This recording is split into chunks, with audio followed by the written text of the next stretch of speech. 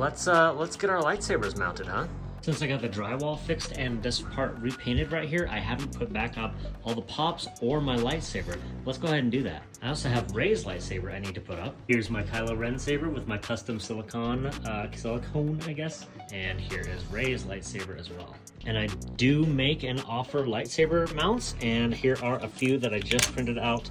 I just needed one black one for myself, but I went ahead and printed a few of them. Let's get those supports off of there, and you can see how this works by just opening it up. And look at that, that's gonna hold the blade, this is gonna hold the hilt. I always ship these with these wall dog screws, which have, I don't know if it's focusing on it, which have an anchor built into the screw, so you don't need an anchor and a screw.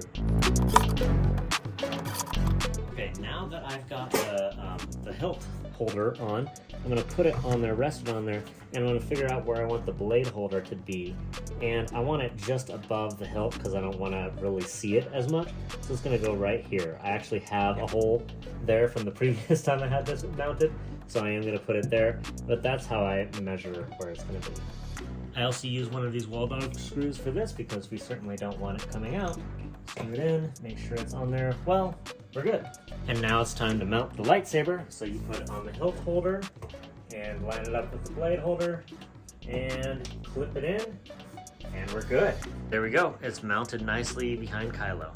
Now we're gonna do the same with Rey's saber, but with a white holder.